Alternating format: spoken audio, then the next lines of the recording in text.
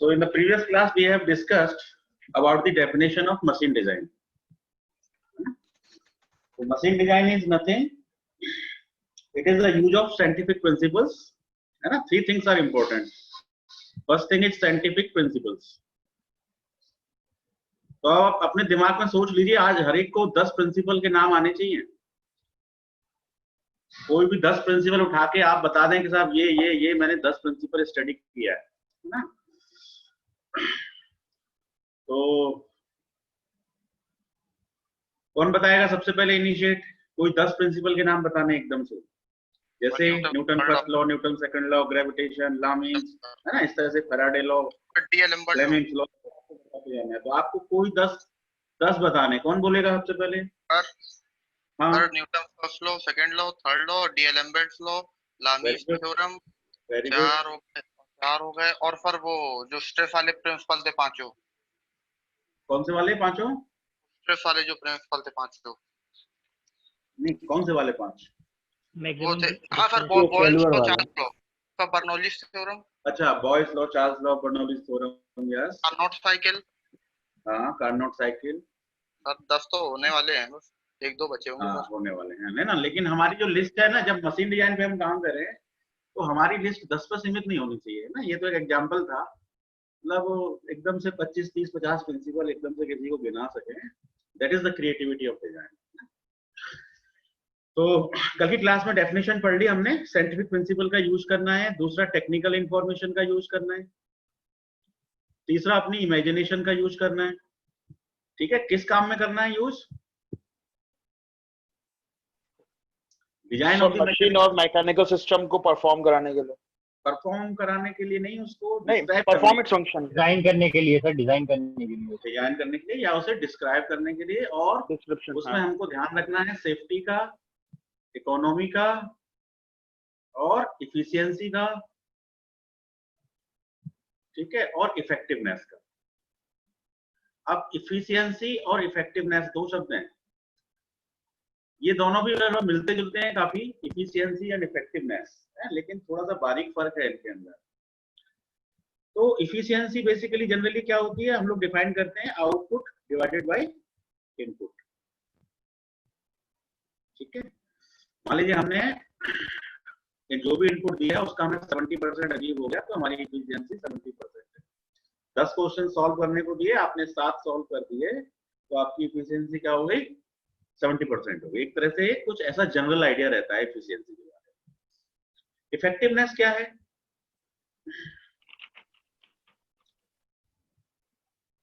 हाँ जी, इफेक्टिवनेस बताइए क्या है? What is effectiveness? Any idea किसी भी स्टूडेंट को? थोड़ा सा डिस्क्राइब करते हैं कि एफिशिएंसी और इफेक्टिवनेस में ये फर्क हो सकता है या होना चाहिए. सर कोई मशीन कितनी यूजेबल है? सर ये बोल सकते हैं कि अगर कोई पार्ट लगी हुई है तो वो हाँ, काम में आ मान लीजिए रहा है, पार्ट लगी अगर हुई काम है. में नहीं आ रहा है तो इफेक्टिव नहीं है.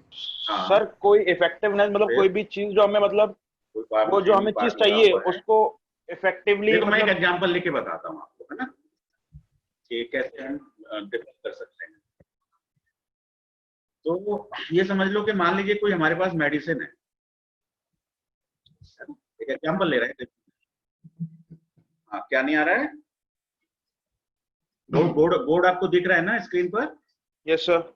हाँ, तो मैं एक एग्जांपल ले रहा हूँ मेडिसिन का, है ना.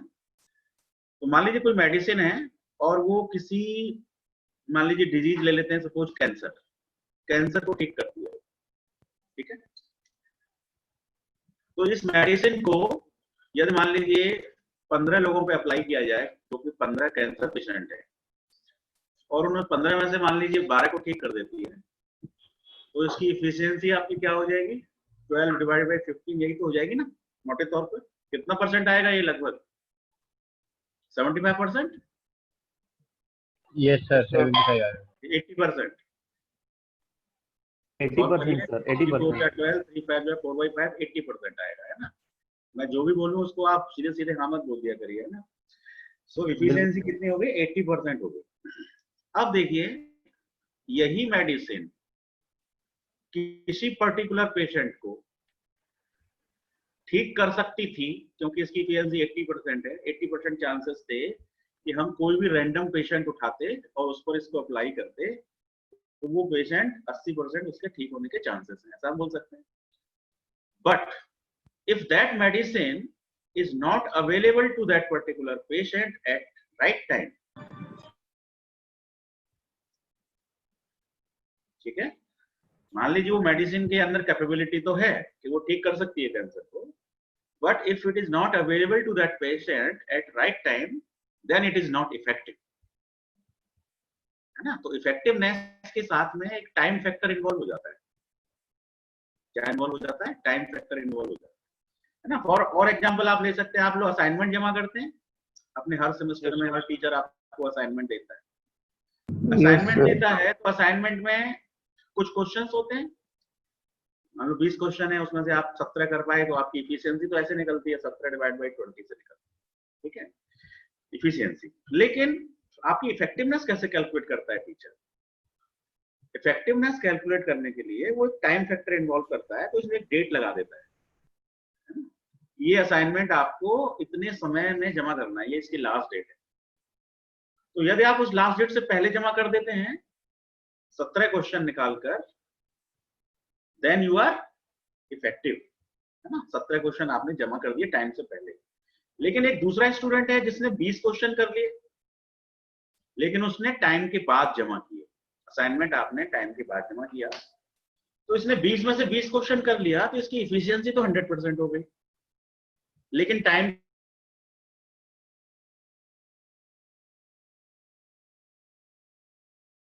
आवाज चली गई सर आपकी। मेरी आवाज नहीं आ रही है आपको? आ गई सर। अब आ गई सर, अब आई है। अब आ गई। अच्छा, कितनी देर से चली गई थी?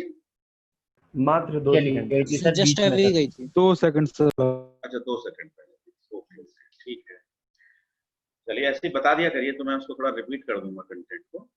तो मैं सिर्फ आपको ये बताना चाह रहा था कि इफिशियंसी और इफेक्टिवनेस में फर्क सिर्फ यही है कि टाइम फैक्टर का फर्क आ जाता है। तो मेरा ये आपसे कहना है इसके माध्यम से कि आप जो डिजाइन इंजीनियर के पॉइंट ऑफ व्यू से देखें कि हम कोई भी मान लो मशीन बना रहे हैं या कोई भी मैकेनिकल सिस्टम बना रहे हैं, तो ऐसा ना बनाए कि वो सिर्फ इफिशिएंट ही हो, वो इफेक्टिव भी हो। अब इफेक्टिव का मतलब ये है कि मान लीजिए आपने कोई मैकेनिकल सिस्टम बनाया, कोई मशीन बनाई, अब उसके अंदर बहुत सारे पार्ट हैं, part number P1, part number P2, part number P3, सो बहुत सारे पार्ट्स हैं, एलिमेंट्स हैं ना, मशीन एलिमेंट है। एक मशीन के अंदर बहुत सारे मशीन एलिमेंट हो सकते हैं, एक मशीन उसके अंदर बहुत सारे मशीन एलिमेंट हो सकते हैं। जैसे आपने वो पढ़ा होगा, कौन सी वाली मैकेनिज्म थी, है ना, जो इसमें कनेक्टिंग रॉड होती थी, क्रैंक होता था, है ना, फिर आपका पिस्टन होता था, है ना, ऐसे पिस्टन होता था। तो आप एक तरह से कह सकते हैं कि ये एक मैकेनिकल सिस्टम है, और इस मैकेनिकल सिस्टम के अंदर बहुत सारे पार्ट हैं, है ना, पिस्टन एक पार्ट है, कनेक्टिंग रॉड एक पार्ट है, पिस्टन पिन एक पार्ट है ना, और भी बहुत सारे चीजें उसके अंदर इन्वॉल्व रहती हैं। तो एक मैकेनिकल सिस्टम के अंदर बहुत सारे एलिमेंट्स होते हैं, ठीक है। अब मान लीजिए सिस्टम काम कर रहा है बढ़िया, अचानक एक पार्ट में कोई दिक्कत आ गई, तो आप क्या करेंगे? उसको मेंटेनेंस के लिए जाएंगे, मेंटेनेंस के लिए जाएंगे ना। तो कभी कभी क्या होता है, एक छोटा सा पता लगा नट खराब हो गया, एक बोल्ट खराब हो गया, केवल इसकी वजह से सिस्टम में दिक्कत आ रही है, बाकी सारी चीजें ओके है। बियरिंग है, बियरिंग में केवल एक बोल्ट की दिक्कत है। अब उस बोल्ट को बदल दिया जाए तो सिस्टम दोबारा से काम करने लग जाएगा फर्स्ट क्लास। अब ये बोल्ट मान लीजिए किसी डिजाइनर ने जब इसको बनाया, तो इस बोल्ट का जो साइज है, वो बोल्ट के साइज जनरली मार्केट में जो अवेलेबल होते हैं वो M8, M10, M12, कुछ इस तरह से सीरीज होती है बोल्ट की साइजेस, है ना, जैसे 8 millimetre outer diameter, 10 millimetre outer diameter, 12 millimetre outer diameter, कुछ इस तरह से सीरीज होती है। अब मान लीजिए डिजाइनर ने कोई ऐसा बोल्ट ले लिया कि उसकी साइज उसने 8.5 ले रखी है। अब 8.5 का बोल्ट मार्केट में अवेलेबल ही नहीं है ना। तो क्या होगा, वो मैकेनिकल सिस्टम केवल इस बात की वजह से मेंटेनेंस में ही बैठा रहेगा कि वो मार्केट में बोल्ट ही अवेलेबल नहीं होगा। तो क्या वो सिस्टम इफेक्टिव है? That system is not effective. Designer ने खूब बढ़िया डिजाइन किया, यदि 8.5 का बोल्ट लग जाएगा तो सिस्टम बढ़िया काम करता है, फर्स्ट क्लास काम करता है, लेकिन मार्केट में कभी इसकी जरूरत पड़ी, कभी चेंज करना पड़ा, कभी मेंटेनेंस करनी पड़ी, तो पता लगा ये सिस्टम अवेलेबल ही नहीं है, 8 दिन का ऑर्डर देना पड़ रहा है, 8 दिन बाद बोल्ट आएगा, जब जाके हमारी मशीन, हमारा मैकेनिकल सिस्टम स्टार्ट होगा। सो अवर तो कहने का मतलब ये है कि हमें ज्यादातर चीजें स्टैंडर्ड फॉर्म में यूज करनी चाहिए, इजिली अवेलेबल हो जो चीजें, जो कॉमन आइटम्स होते हैं, नट हुए, बोल्ट हुए, है ना, स्प्रिंग्स हो गई, कुछ ऐसे आइटम्स हमको बिल्कुल स्टैंडर्ड जो बना हुआ है, हमारा ISO स्टैंडर्ड है, या उन स्टैंडर्ड्स को हमें फॉलो करना चाहिए। Our design should follow the conformance to standards. ठीक है, तो ये मैंने आपको हल्का सा एक आइडिया दिया है एफिशिएंसी इफेक्टिवनेस के बारे में। तो हमारा जो मैकेनिकल सिस्टम है, जो भी हम डिजाइन कर रहे हैं, सेफ होना चाहिए, इकोनॉमिक होना चाहिए, है ना। इकोनॉमिक के अलावा क्या क्या होना चाहिए हमारा मशीन एलिमेंट के बारे में, चलो हम पहले प्रॉपर्टीज लिख लेते हैं। प्रॉपर्टीज ऑफ मशीन एलिमेंट, या प्रॉपर्टीज वर्ड भी सही नहीं है, रिक्वायरमेंट लिख लेते हैं, है ना, कि हमारे मशीन के लिए क्या क्या, मशीन एलिमेंट में क्या क्या रिक्वायरमेंट होनी चाहिए। तो नंबर 1 क्या होना चाहिए, जैसे मैंने कहा, है ना, सबसे जो मेन जरूरी चीज होती है वो होती है कि उसकी मैकेनिकल प्रॉपर्टीज, और मैकेनिकल प्रॉपर्टीज में जनरली क्या क्या आ जाता है, उसकी स्ट्रेंथ आ जाती है ना, उसकी हार्डनेस आ जाती है, उसकी रिजिडिटी आ जाती है। मैकेनिकल प्रॉपर्टीज आपने बहुत सारी पढ़ी हैं, हार्डनेस, रिजिडिटी, टफनेस आ जाती है, बहुत सारी मैकेनिकल प्रॉपर्टीज। तो ये मैकेनिकल प्रॉपर्टीज हमारे मशीन एलिमेंट के अंदर कैसे होनी चाहिए, है ना तो बहुत ज्यादा होनी चाहिए, ना बहुत कम, उनकी वैल्यू सफिशिएंट होनी चाहिए, है ना। अब आप बोल सकते हैं कि आपको ज्यादा लेने में क्या प्रॉब्लम है। ज्यादा लेने में क्या है, जितनी ज्यादा आप प्रॉपर्टीज एक्स्ट्रा लेंगे या लेंगे, तो हो सकता है कि आपकी कॉस्ट बढ़ जाए। तो सफिशिएंट मैकेनिकल, सफिशिएंट स्ट्रेंथ होनी चाहिए, sufficient hardness, sufficient rigidity, sufficient toughness, as per the requirement of the function. जो भी हमारे एलिमेंट का फंक्शन है, उस फंक्शन के अकॉर्डिंग हमको कितनी स्ट्रेंथ की जरूरत है, हम उतनी सफिशिएंट स्ट्रेंथ ले लें। और साथ में हम एक फैक्टर ऑफ सेफ्टी भी लेते हैं, कि मान लीजिए हमको 100 की जरूरत है और हमने फैक्टर ऑफ सेफ्टी 1.2 ले रखा है, तो हमारा सिस्टम 120 तक फेल नहीं होगा। So this is the factor of safety. तो एक तो हमारे एलिमेंट के अंदर मैकेनिकल प्रॉपर्टीज मतलब ठीक ठाक होनी चाहिए, स्ट्रेंथ अच्छी होनी चाहिए। दूसरा, सेफ होना चाहिए। तीसरा, अर्गोनॉमिक का भी हमको ध्यान रखना रहता है। अर्गोनॉमिक्स आप जानते हैं क्या होता है, what is ergonomics? No sir, नहीं जानते। अर्गोनॉमिक्स का मतलब है मशीन और ह्यूमन, है ना। मशीन को ऑपरेट कौन करता है, ह्यूमन ऑपरेट करता है। तो अब आप जैसे अपने घरों में ही देखिए, घरों में आप बहुत सारी चीजों को यूज करते हैं, जैसे कि मान लीजिए आपके घर में AC है, या फैन है, वॉशिंग मशीन है, व्हाटएवर, जो भी आप आइटम्स यूज करते हैं, या आपके कमरे में खिड़कियां लगी हुई हैं, ये उसके पॉइंट ऑफ व्यू से देखें, बिल्डिंग के पॉइंट ऑफ व्यू से, तो आपने देखा होगा कि जमीन से खिड़की का हाइट कितना होना चाहिए, है ना। मान लीजिए कोई एक ऐसी मशीन है जिसमें डायल गेज लगा हुआ है, और ऑपरेटर को प्रेशर मेजर करना रहता है, बार बार उसे, कोई बॉयलर है, बॉयलर के अंदर प्रेशर गेज लगा हुआ है, और प्रेशर के अकॉर्डिंग ऑपरेटर को डिसीजन लेना पड़ता है ना, कि प्रेशर ज्यादा हो गया तो मुझे ये बॉल खोलना है, कम हो गया तो मुझे ये करना है, मतलब बार बार उसे प्रेशर देखना पड़ता है। अब उस प्रेशर गेज में की जो डिस्टेंस है मशीन के अंदर, वो इतनी हाइट पे लगा दिया है कि वो उसको ठीक से विजिबल ही नहीं है। So that is the part of ergonomics, मतलब हमारी मशीन के अंदर जो भी आइटम्स लगे हुए हैं और ह्यूमन को उनके साथ इंटरेक्शन करता है, तो वो ह्यूमन के साइकोलॉजी के अकॉर्डिंग, ह्यूमन की एनाटॉमी के अकॉर्डिंग ही फिट होने चाहिए, है ना। तो एक तो कितनी ऊंचाई पे लगना है, किस साइज का लगना है, और उसके अंदर जो मार्किंग होती है ना, मान लो प्रेशर की मार्किंग हो रही है 1 2 3, जैसे आपने वर्नियर कैलिपर देखा है, वर्नियर कैलिपर में मार्किंग लगी रहती है ना, मेन स्केल की मार्किंग होती है, फिर उसको छोटे छोटे पार्ट्स में डिवाइड कर देते हैं।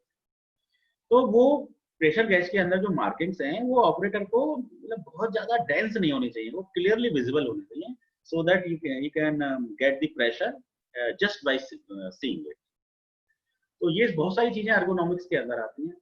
तो डिजाइनर को ध्यान रखना होता है कि भाई मैं अपने मैकेनिकल सिस्टम में कोई ऐसा आइटम ना लगा दूं जो ह्यूमन और मशीन की रिलेशनशिप को खराब करे, है ना, उसको बेहतर बनाना है। तो सेफ होना चाहिए, एर्गोनॉमिक होना चाहिए। एक पार्ट और है एस्थेटिक। एस्थेटिक्स आप जानते ही हैं, मार्केट में मान लीजिए 3 प्रोडक्ट अवेलेबल है, पहला प्रोडक्ट, दूसरा प्रोडक्ट, 3 प्रोडक्ट है, ठीक है। अब इन तीनों प्रोडक्टों की कॉस्ट सेम है, कॉस्ट बराबर है, तीनों की लगभग बराबर है, 100-200 रुपए ज्यादा से कोई फर्क नहीं पड़ता, है ना। कस्टमर कॉस्ट देखता है, कॉस्ट बराबर है। क्वालिटी देखता है, क्वालिटी भी तीनों प्रोडक्ट की ऑलमोस्ट सेम है।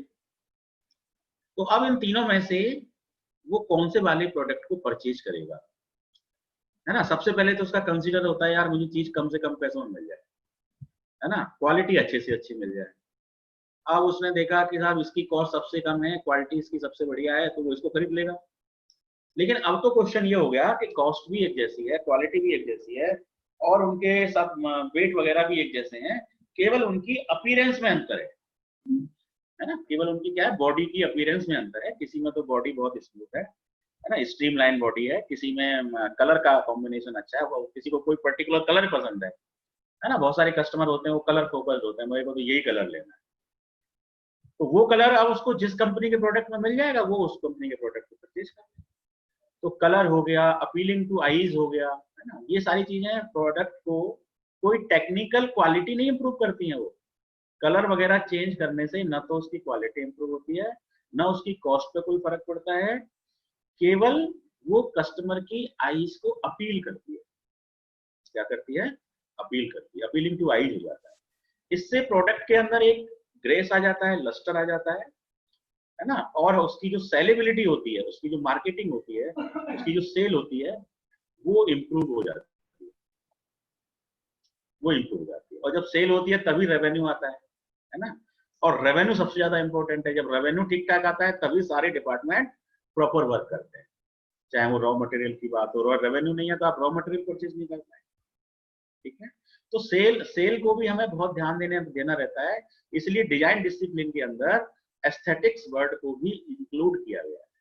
That is also important. आपको डिजाइन करते वक्त पहले से उसे देखना है कि प्रोडक्ट की अपीलिंग कुछ अलग हटके होनी चाहिए as compare to other products of the competitors available in the market, ठीक है। तो कितने पॉइंट्स हो गए, 4-5 पॉइंट मैंने बता दिए हैं। अब इन पॉइंटों की लिस्ट जो है वो एंडलेस है, मतलब ऐसा नहीं है कि सर ने 4 पॉइंट बताए हैं तो 4 ही पॉइंट होंगे।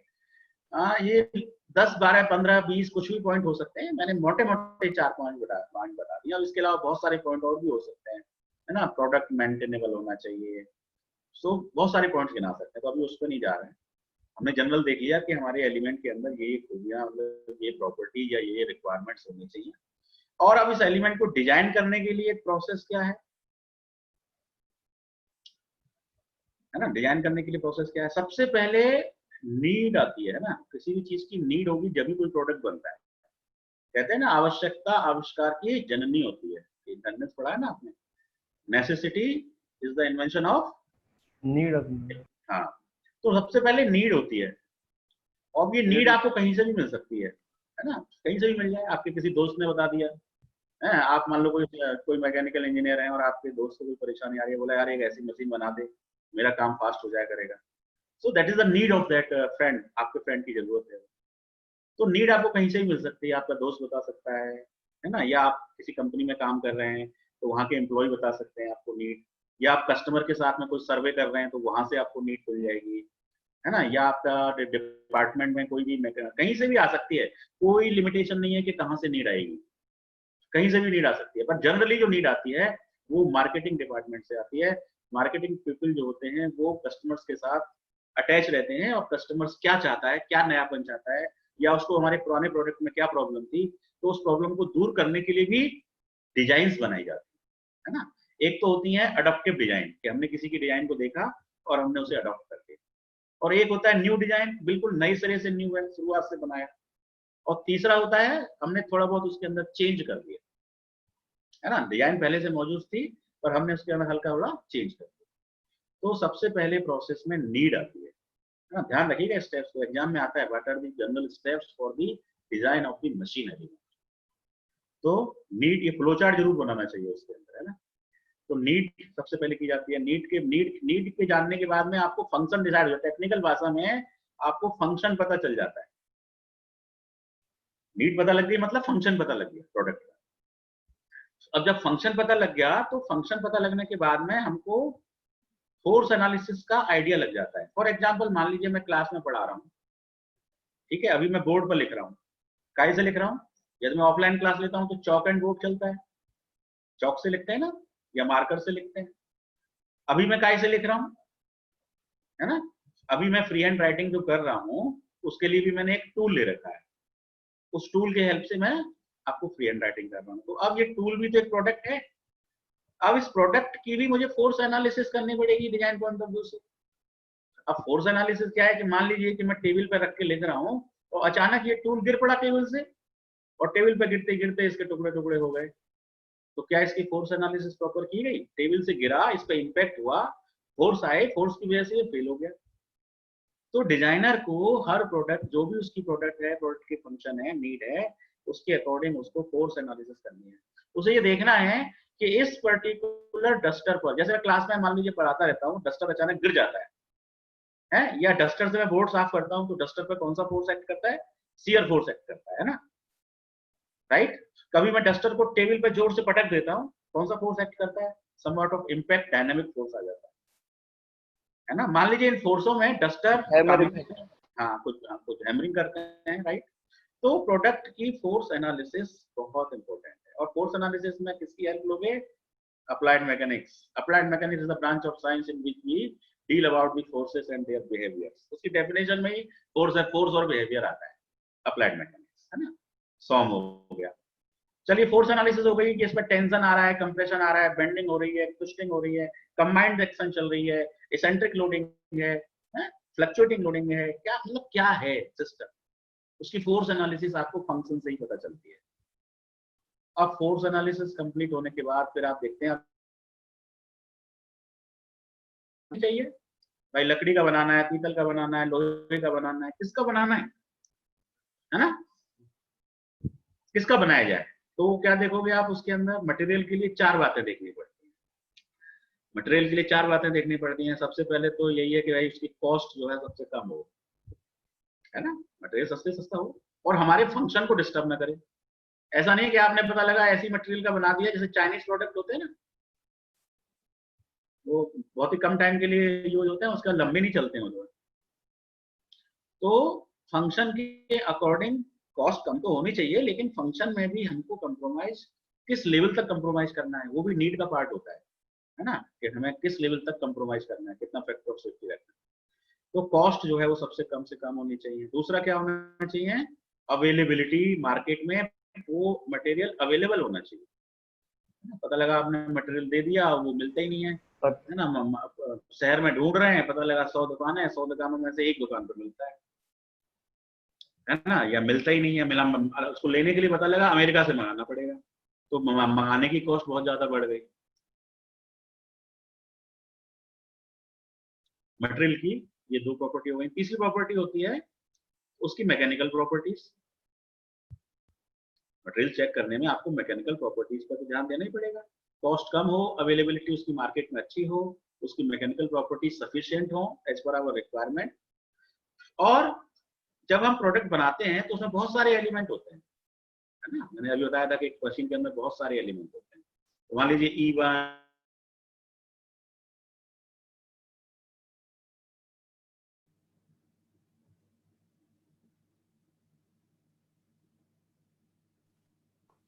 हेलो हेलो सर, आवाज चली गई सर।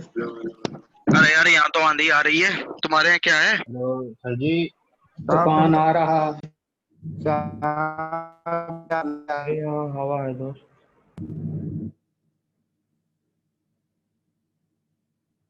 हेलो हेलो सर का नेट खत्म। हेलो वेदांग, पता तेरे यहाँ क्या केस हो गया भाई? कानपुर में कुछ अबे आंधी आ रही है, ले देख ले। नहीं, केस हो गया कुछ? पुलिस वाले मार दिए? मार दिए गए होंगे। मर्डर हुआ है पुलिस का। 8 8 पुलिस वाले मार दिए। आवाज नहीं आ रही सर। पुलिस वाले भी कुछ किए होंगे, पुलिस वाले तो सीधे नहीं होते हैं, आर्मी अरे नहीं है वो जो तूफान आ वो था एनकाउंटर करने Am I गए थे, audible? करने गए थे उसमें, तो ठीक है उसने ठीक है पुलिस अपने पुलिस डिफेंस में ठीक है फायरिंग पुलिस करी ही और मार बोली दिए। आर्मी में दुख होता है पुलिस पे कोई दुख सर नहीं आ गए होता सर आ Am गए I सर आ गए audible? सर आ गए। Am I audible?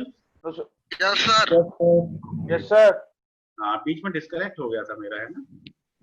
आंधी भी आ रही है बहुत तेज अच्छा, सर मौसम भी टेबल एक बार वापस समझा दीजिए, जो फ्लो चार्ट बता रहे हैं सर, आवाज चली गई थी बीच में। अच्छा, बात चलेगी तो मैं दोबारा से आपको बताता हूँ। ठीक है? तो हम बात कर रहे थे डिजाइन। बोर्ड आपको दिख रहा है ना स्क्रीन पर आप? Yes sir. ओके, तो design of machine element, design of machine element पर हम बात कर रहे हैं। तो इसमें सबसे पहला जो स्टेप होता है वो नीड होती है ना? नीड आपको मिल जाती है, कहीं से भी मिल गई आपको, रिक्वायरमेंट मिल गई तो आपको एक तरह से फंक्शन पता चल जाता है प्रोडक्ट का।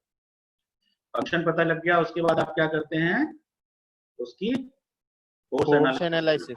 हाँ, ये पूरा मतलब मैथमेटिकल पार्ट है, और ये फोर्स एनालिसिस मैटलैब में बड़ी जबरदस्त होती है, समझ रहे हैं आप? फोर्स एनालिसिस मैटलैब में कर सकते हैं आप, और इसके अलावा आप कर सकते हैं एनसिस में भी कर सकते हैं। एनसिस एक सॉफ्टवेयर है ना, उसके अंदर भी हम फोर्स एनालिसिस कर सकते हैं। और अब सबसे बड़ी चीज तो आपके कंसेप्ट क्लियर होने चाहिए, आपको मैनुअली करना आना चाहिए। once you know the manual force analysis, then only you can apply that knowledge on ANSYS, है ना? ANSYS में ऐसा नहीं है कि आपको वैसे बेसिक कुछ नहीं आता है और आप सीधे सॉफ्टवेयर पे पहुंच गए और आपने कर डाला। आपको सबसे पहले बेसिक्स पता होने चाहिए, then you can use the software knowledge. So need के बाद आपका फोर्स एनालिसिस होने के बाद में आप क्या करेंगे, मटेरियल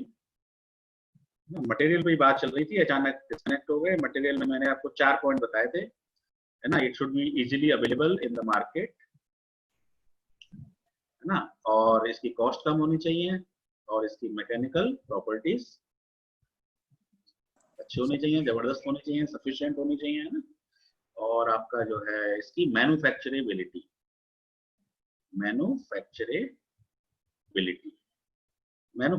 से मेरा मतलब है कि जो प्रोडक्ट है उसके अंदर यदि मुझे कोई जॉइनिंग करनी पड़ रही है, मान लीजिए मुझे वेल्डिंग की जरूरत है ना? तो मान लीजिए मैंने एक ऐसा मटेरियल तय कर लिया जिसकी मैकेनिकल प्रॉपर्टीज अच्छी हैं, कॉस्ट बहुत सस्ता है, मैकेनिकल प्रॉपर्टीज काफी अच्छी हैं, मार्केट में मिलता भी खूब अच्छा है, इजीली अवेलेबल भी है, लेकिन पता चला प्रोडक्शन के टाइम पर उसकी वेल्डिंग ही नहीं हो पा रही है, that material is not weldable. और डिजाइनर ने वेल्डिंग जो डिजाइनिंग मैकेनिकल सिस्टम दिया हुआ है उसमें उसने वेल्डिंग प्रोसेस को शो कर रखा है। अब वो जब मैं प्रोडक्शन में गया, मैन्युफैक्चरिंग यूनिट में गया, प्रोडक्शन हेड ने देखा कि ये मटेरियल तो वेल्डिंग हो ही नहीं सकती है ना? ये तो नॉन फेरस मटेरियल है, व्हाटएवर जो भी है, या वेल्डिंग करेंगे भी तो उसमें स्ट्रेंथ इतनी नहीं आ रही है। तो मैन्युफैक्चरिंग, इसका मतलब समटाइम्स क्या होता है, सस्ते मटेरियल यदि वो जॉइनिंग वेल्डिंग नहीं हो पा रहे हैं तो वो हमारे लिए सरदर्द बन जाते हैं, है ना? तो हमें मटेरियल को सेलेक्ट करते वक्त इन चारों बातों का ध्यान रखना चाहिए।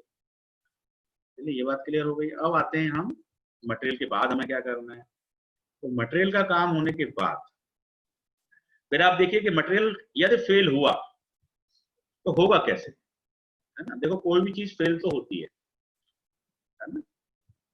मान लीजिए मैं एक लिमिट ही तो रख सकता हूँ कि मेरा ये जो ब्रिज है, जमुना का पुल है, पता लगा ये मतलब जो है 10,000 टन वजन को सह सकता है, 10,000 टन को, है ना? मान लो मैंने डिजाइन किया, अब 10,000 की जगह मान लो उसका वेट आ गया कभी अचानक से 15,000 टन, तो फेल होगा ही होगा, है ना?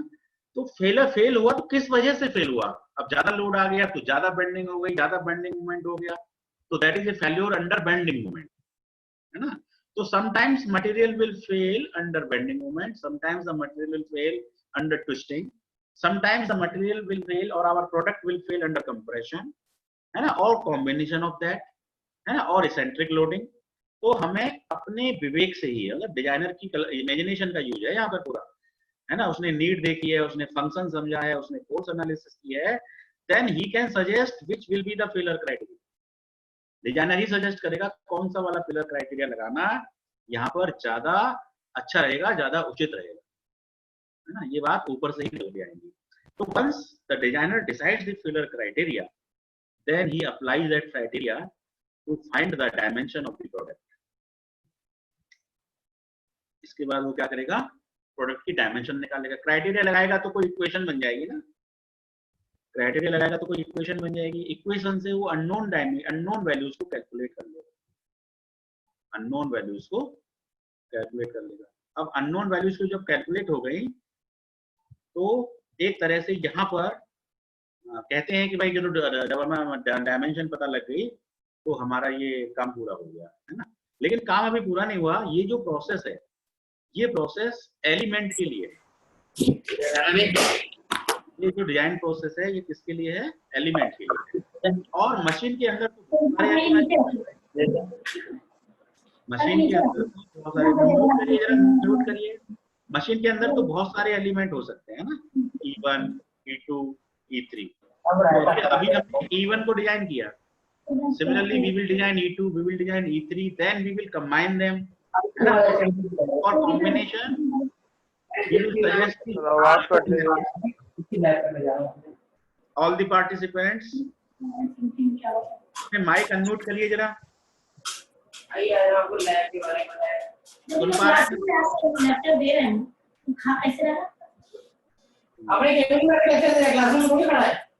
किसका है ये? सारांश प्रधान, सारांश प्रधान सुन पा रहे हैं मुझे? सारांश एम जी, सारांश, हाँ हेलो, हाँ सारांश सुन पा रहे हैं? Yes sir. हाँ, माइक आपका लेक्चर के दौरान सर एक्चुअली मेरा कनेक्शन बार बार फ्लक्चुएट कर रहा है थोड़ा। हेलो, अच्छा अच्छा, कोई बात नहीं, जैसे ही दोबारा कनेक्ट होते हैं ना तो आप उसको म्यूट कर लिया करिए, ओके या बाय डिफॉल्ट सेटिंग म्यूट पर रखिए। चलिए तो इसको मिनिमाइज करता हूँ। तो मैं बात कर रहा था, ये जो डिजाइन प्रोसेस है ये किसी एक एलिमेंट की है, इसी तरह से दूसरे एलिमेंट, तीसरे एलिमेंट, और फिर इनको कंबाइन करते हैं। तो कंबाइन करने के बाद जब मैकेनिकल सिस्टम फाइनली डिजाइन होता है ना, तो पूरे सिस्टम की डिजाइन को हम कल की क्लास में समझेंगे। आज हमने सिर्फ एलिमेंट की डिजाइन को समझा है। तो एलिमेंट की डिजाइन के कितने स्टेप हो गए मैं गिनूं तो 1, नीड मतलब 1, force analysis 2, material 3, filler criteria 4, dimension 5। तो ये 5 स्टेप आप लोग याद रखिएगा। बाकी पूरे मैकेनिकल सिस्टम की डिजाइन हम कल करेंगे। और अभी हम थोड़ा सा आ जाते हैं, कल मैंने आपको एक असाइनमेंट दिया था, what is the area of. Sir ये जो प्रोसेस आपने बताया है ये मशीन के एलिमेंट डिजाइन के लिए है। हाँ, मशीन के एलिमेंट है। जैसे कि मान लीजिए हमारा, हाँ जैसे कि मान लो पहला एलिमेंट पिस्टन है, तो पिस्टन के लिए डिजाइन होगी। दूसरा एलिमेंट पता लगा कनेक्टिंग रॉड है, तो कनेक्टिंग रॉड के लिए पूरी डिजाइन प्रोसेस इसी तरह होगी। ऐसे ही क्रैंक के लिए होगी। फिर इन तीनों को क्या करेंगे, कंबाइंड करेंगे, तो वो पूरा मैकेनिकल सिस्टम डिजाइन होगा, असेंबली होगा। तो अभी हमने केवल एलिमेंट पे बात की है ना। तो दो क्वेश्चन डिफरेंट तरीके से आते हैं, what is the design procedure for machine element and what is the design procedure for the whole mechanical system या होल मशीन, इस तरह से। तो अभी मैं बात कर रहा हूँ कल वाले असाइनमेंट की। मैंने दिया था एरिया ऑफ द पेंटागन, है ना। तो पेंटागोनल एरिया का फॉर्मूला जो है, मैंने आपसे पूछा था, कितने लोगों ने निकाल पाए हैं जरा बताएंगे? तो किसी ने कोई एरिया का फॉर्मूला निकाला हो? निकाला है कि नहीं निकाला?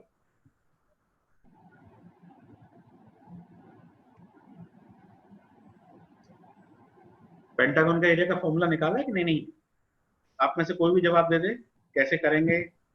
सर अगर हमको सारी डायमेंशंस पता है, हाँ, अगर हमको सारी साइड्स की डायमेंशन पता है तो हम वैसे भी ऐड अप करके भी तो निकाल सकते हैं, जोड़ के सम अप करके, काट जैसे किसी का ट्रायंगल बना के, रेक्टेंगल बना के, अपने अकॉर्डिंग अगर हमको डायमेंशंस पता है तो।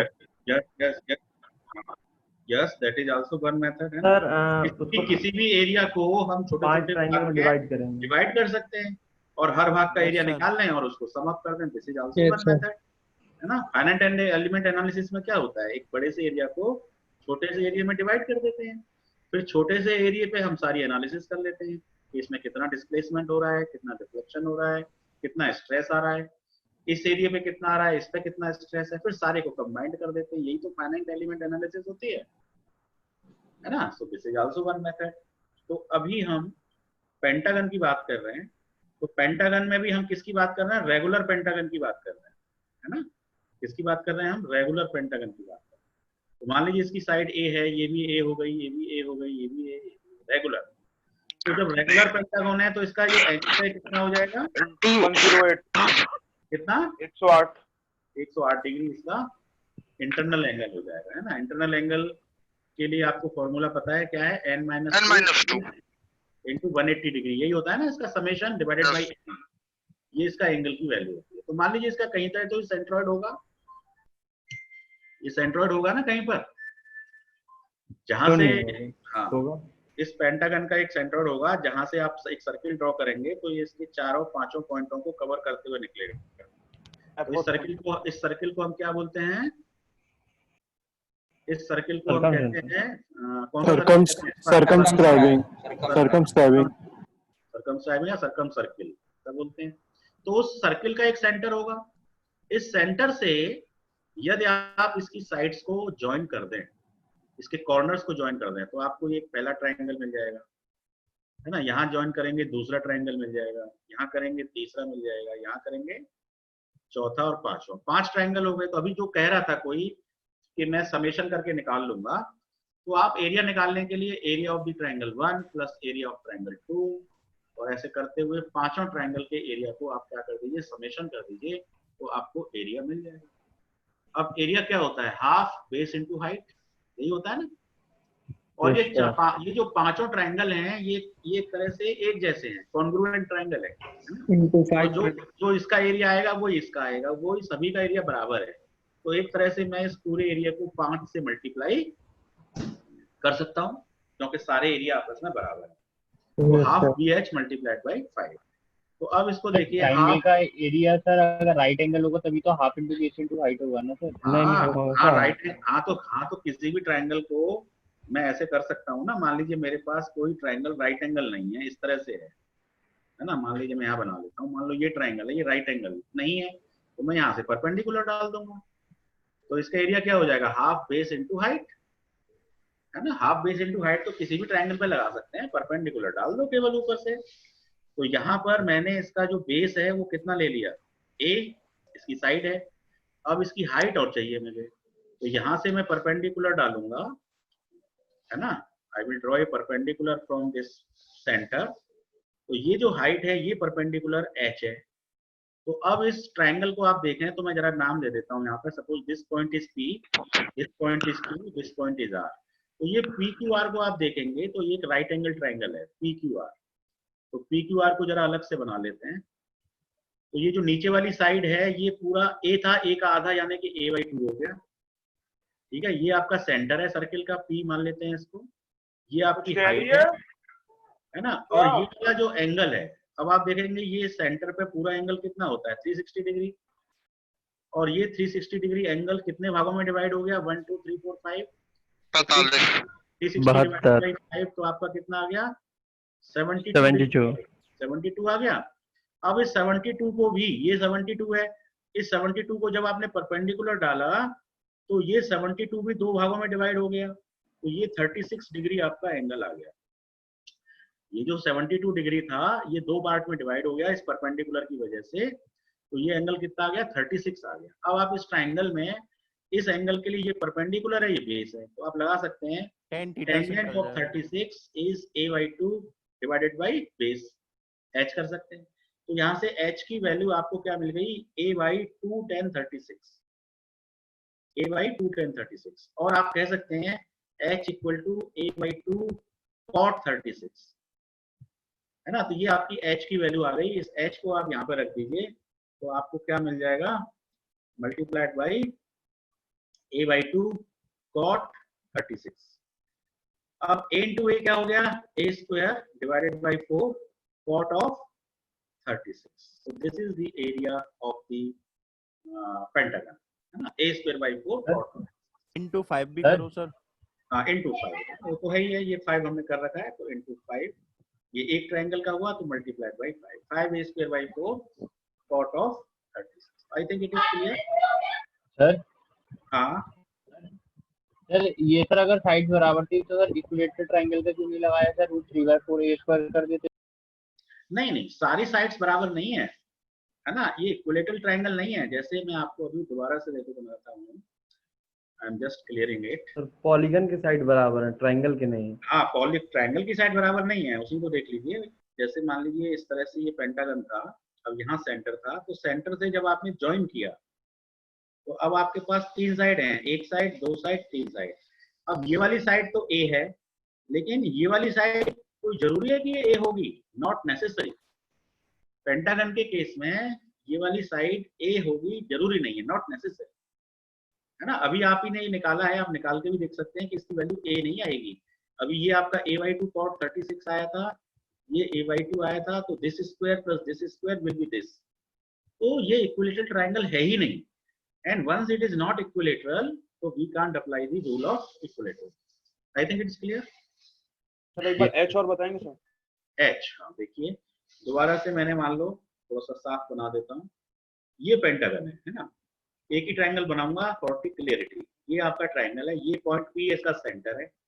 सेंटर से आपने क्या डाला है? परपेंडिकुलर डाला है ना, सेंटर से आपने डाला है परपेंडिकुलर। तो चलिए यहाँ से परपेंडिकुलर डाल देते हैं, है ना। इस पॉइंट को क्यू ले लेते हैं, इस पॉइंट को आर ले लेते हैं, इस पॉइंट को एस ले लेते हैं, है ना।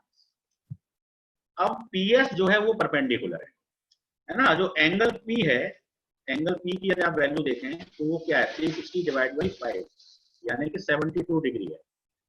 अब ये 72 डिग्री फिर दो भागों में बट गया, तो ये वाला भाग भी 36 है और ये वाला भाग भी 36 है। तो अब ये जो ट्रायंगल है पी क्यू एस ट्रायंगल की बात कर रहा हूँ।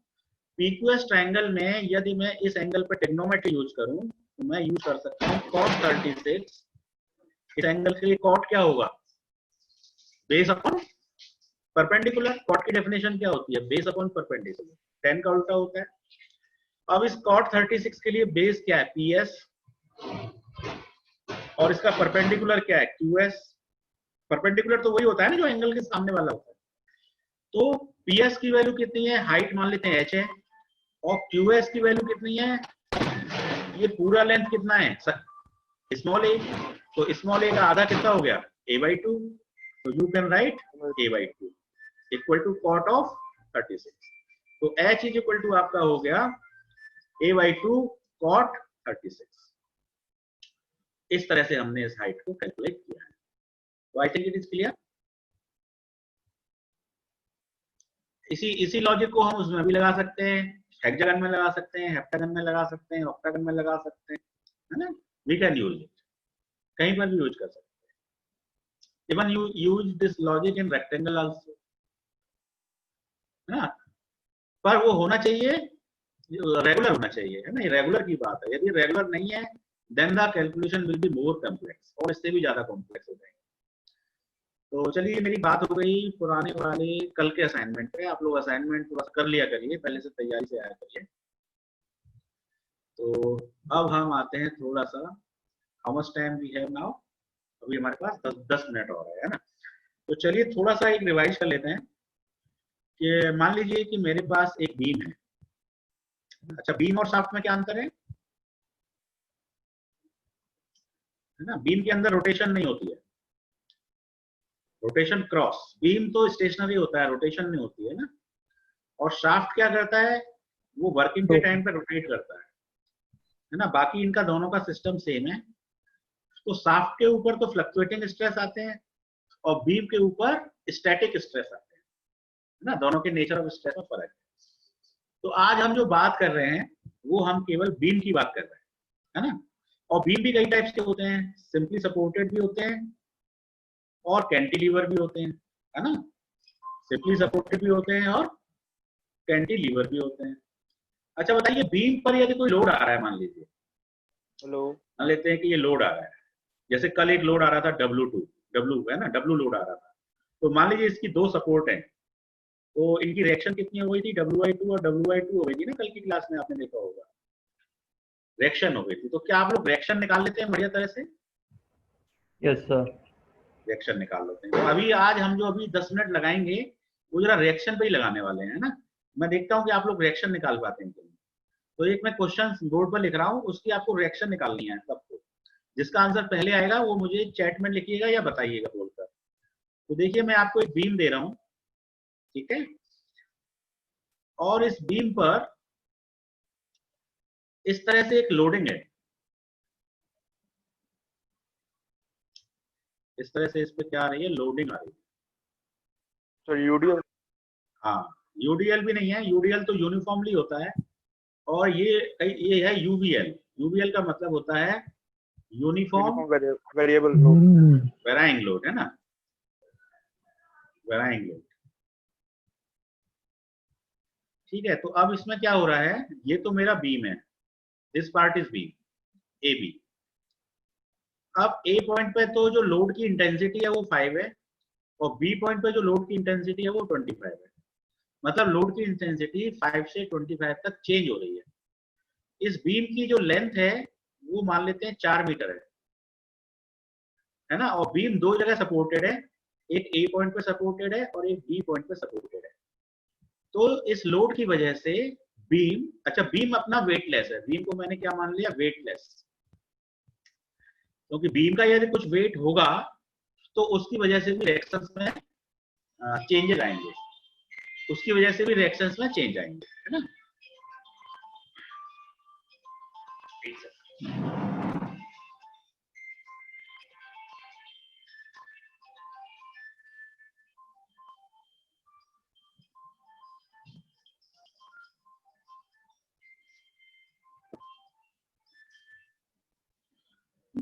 हाँ, तो उसकी वजह से भी रिएक्शंस में क्या होंगे, चेंजेस आएंगे। तो मैंने यहाँ पर बीम को तो मान लिया है वेटलेस, और एक आपको कंडीशन दे दी है 4 मीटर लेंथ है।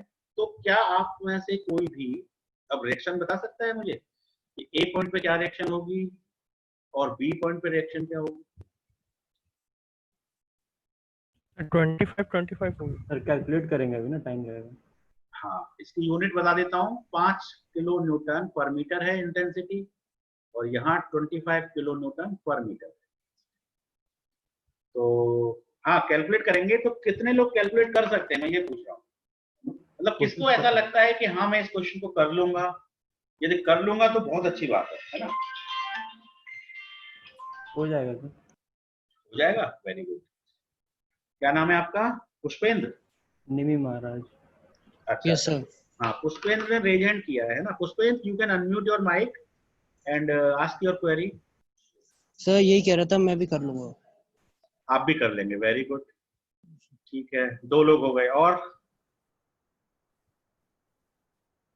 चलिए, अच्छा चलो अभी इससे पहले एक सिंपल सा लेते हैं, मान लो थोड़ा सा एक्सरसाइज करते हैं। ये थोड़ा सा आपके लिए अभी हल्का सा कॉम्प्लेक्स हो गया होगा। मान लीजिए ये 50 है, 50 किलो न्यूटन, और ये मिड पॉइंट है, ठीक है। तो रिएक्शन कितनी हो जाएंगी पुष्पेंद्र, बताना? 25 हो जाएंगे, 25 हो जाएंगे। हाँ, 25 हो जाएंगे, क्योंकि मिड पॉइंट है, ठीक है। अब मान लीजिए मिड पॉइंट से हटकर ये लेंथ उतनी है, 4 मीटर है ना। अब मैं 4 मीटर लेंथ ही लेके चल रहा हूँ सब में, तो इसमें भी 4 मीटर है। अब मान लो ये लोड अभी तो मिड में एक्ट कर रहा था, यानी कि 2-2 मीटर में डिवाइड कर रहा था। ये लेंथ भी 2 मीटर, ये लेंथ भी 2 मीटर। अब ये लोड 2 मीटर पे डिवाइड नहीं कर रहा है, अब ये डिवाइड कर रहा है 1 मीटर और 3 मीटर, है ना। अब यहाँ पे रिएक्शन कितनी हो जाएंगी पुष्पेंद्र, बताना? लेंथ वही है 4 मीटर, मिड पॉइंट से हटा के मैंने इसको ए पॉइंट पे ले आया हूँ, मिड पॉइंट से हटा के ए पॉइंट पे ले आया हूँ। तो अब रिएक्शन क्या हो जाएंगी सर? इसको पहले जो भी लोड लग रही है उसको 4 से डिवाइड करेंगे और मल्टीप्लाई करेंगे। अगर ए पे अगर तो राइट वाले एलिमेंट को मल्टीप्लाई करेंगे। हाँ, ये लोड की वैल्यू भी सेम है, 50 किलो न्यूटन ही है। तो 50 अपवर्ड होगी अगर ए पर देखेंगे तो 50 अपवर्ड। नहीं सर, 50/4 मल्टीप्लाई देखेंगे तो कितना आंसर आएगा? 50 यहाँ पे और यहाँ पे सर नहीं, फिर 50 अपवर्ड मतलब ए पर देखेंगे तो बी की तरफ ज्यादा होगी। 50/4 मल्टीप्लाइड बाई 3। सर ए पर आएगा, बी पॉइंट पर आएगा सर 12.5 और ए पॉइंट पर आएगा 37.5। ए पॉइंट पे 12.5 और बी पॉइंट पे 37.5। ये आंसर आ रहा है आपका? नहीं सर, सब ए पॉइंट पर 37.5 है। सर उल्टा ओके है सर। ओके ओके, चेंज करेंगे, है ना?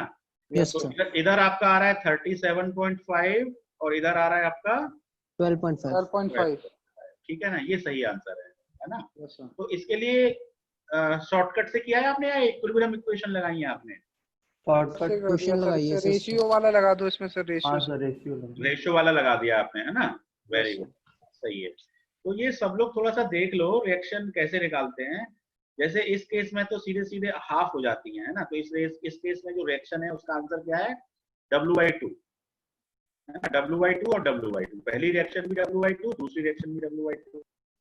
इस वाले केस में जो रिएक्शन की वैल्यू है वो होती है WA/L और WB/L, यही होती है ना। जैसे कि ये पूरी लेंथ है तो इसको 1:3 में डिवाइड किया तो इसको हम बोलते हैं A और इसको कहते हैं B।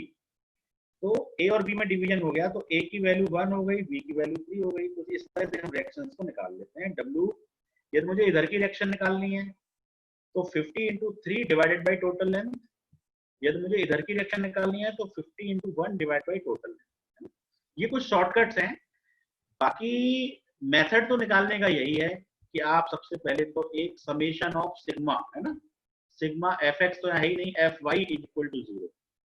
वर्टिकल फोर्स आ रहे हैं बीम के ऊपर, तो हमें क्या समेशन करना पड़ेगा? Summation of fy = 0।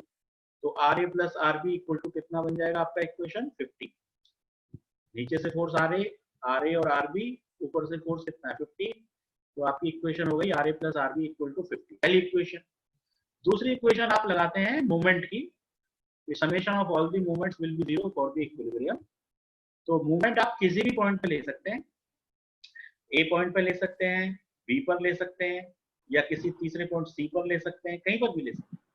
तो जनरली हम लोग ए पॉइंट पे ले लेते हैं, है ना, ए पॉइंट से मूवमेंट कर लेते हैं। तो मूवमेंट के बाद एक इक्वेशन मिलती है, ये वाली रिएक्शन आरबी होती है, तो हम कहते हैं आरबी मल्टीप्लाइड बाय डिस्टेंस। तो आरबी मल्टीप्लाइड बाय 4, है ना। ये कैसा मूवमेंट हो गया? एंटी क्लॉकवाइज, है ना। इस एरो को आप जब इधर देखेंगे तो इसका मूवमेंट कैसा हो रहा है? एंटी क्लॉकवाइज हो रहा है। तो एंटी क्लॉकवाइज को हम क्या ले लेते हैं? पॉजिटिव। उसके बाद ये 50 एक फोर्स है, 50 की डिस्टेंस कितनी है? 1। तो हम करते हैं 50 मल्टीप्लाइड बाय 3, और ये नेगेटिव मूवमेंट है क्योंकि इसका एरो डाउनवर्ड है और पॉइंट ए की तरफ इसका जो इफेक्ट है वो कैसा है? क्लॉकवाइज है। तो -50 × 3, तो आपको दो इक्वेशन मिल जाती हैं। एक इक्वेशन ये मिल जाती है फोर्सेस वाली, और एक इक्वेशन मिल जाती है मूवमेंट वाली। बस इन दोनों को आप सॉल्व करते हैं, आपको रिएक्शंस मिल जाते हैं। This is the general procedure. 50 × 1 होगा ना? 50 × 1 होना चाहिए ना? हाँ, 50 × 1 होगा, है ना। Distance is 1। यदि इस पॉइंट की तरफ लेंगे तो अलग बात है, हम तो इस पॉइंट पे ले रहे हैं तो 1 ही आएगा, राइट है। दिक्कत नहीं है, तो आगे काफी तो कुल मिलाकर रिएक्शन निकालने का जो प्रोसीजर है वो यही है कि आप इक्विलिब्रियम कंडीशंस अप्लाई करें। तो take this question as an assignment for the okay sir, tomorrow class. Sir you will do. ये क्वेश्चन को जरा सा स्क्रीनशॉट ले लीजिए आप।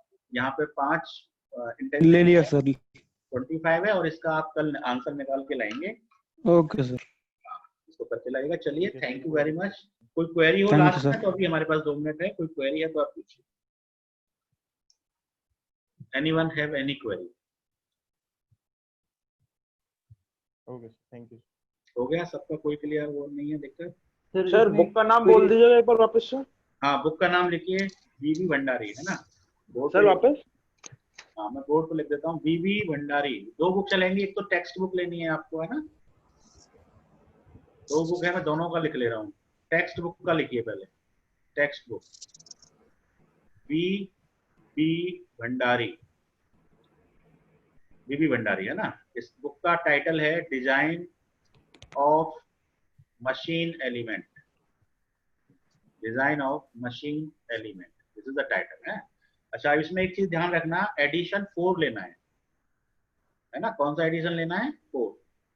थर्ड एडिशन मत लेना, थर्ड में कुछ चीजें कम है, तो यदि आप परचेज कर रहे हैं या कुछ कर रहे हैं तो एडिशन 4 लीजिए। ये तो हुई टेक्स्ट बुक की बात, है ना। एक बुक बीबी भंडारी हो गई, दूसरी बुक भी लिख देते हैं है ना। डीप में जो और ज्यादा डिटेल में पढ़ना है गेट प्रिपरेशन के अकॉर्डिंग, ये भी काफी बहुत अच्छी बुक है, लेकिन और ज्यादा अच्छा पढ़ना है तो सिगले को पढ़ें, है ना, सिगले। अब आ जाते हैं data book, design data book, design data book. तो डिजाइन डाटा बुक में ऑथर सेम है, वीवी भंडारी, है ना। दो दो दो ऑथर हैं, एक तो वी भंडारी है और एक महादेवन, है ना। महादेवन भी एक ऑथर है, लेकिन अभी तक हमने मतलब आपसे करीब 2 साल पहले तक जितने भी बैच हुए हैं हमारे यहाँ से, उनमें हमारी महादेवन बुक भी चला करती थी पहले, है ना, महादेवन बुक। तो वीवी भंडारी ज्यादा अच्छी बुक है एज कम्पेयर टू महादेवन। तो डिजाइन डाटा बुक भी मैं प्रेफर करूंगा वीवी भंडारी को ही आप यूज करें, है ना। टेक्स्ट बुक भी वीवी भंडारी लें, डिजाइन डाटा बुक भी लें, तो इसमें आपको आपस में कॉम्पेटिबिलिटी मिलेगी डाटा के। अदरवाइज यदि आपके पास ये टेक्स्ट बुक है और आपके पास महादेवन की डाटा बुक है, तो कहीं कहीं आपको दिक्कत कहीं कहीं आ सकती है, नजर नहीं आएगी। तो you take V V Bhandari for both, this is about the book. Okay sir. हाँ, और बताइए सर। हाँ सर, इसकी 23 और 36.6 आ रही है क्या रिएक्शन? रिएक्शन? हाँ सर, 23.4 और 36.6। नहीं, हम इसको तो कल ही देखेंगे असाइनमेंट को, है ना। आपने निकाल लिया तो वेरी गुड, मेरे को व्हाट्सएप कर देना आप कल ही। 110/3 और 70/3। 110/3 कौन सी वाली, इधर लेफ्ट वाली या ये वाली? आरबी देखेंगे यार ऐसे ही। कल बता देना हाँ सर ये यही वाला। यार, कल की लगभग क्लास सेम है। हाँ सर, आरबी 110/3 और आरए 70/3। हाँ वही आ रहा है सर। आरे 70/3 और ये कितना आ रहा है? 110/3। 110/3। ठीक है, चलो कल देखेंगे इसको कि ये सही है या गलत है ना। We will think it. Tomorrow class हमारी 11 बजे है ना। चलिए ठीक है, thank you very much. Close कर रहा हूँ मैं फिलहाल। ओके।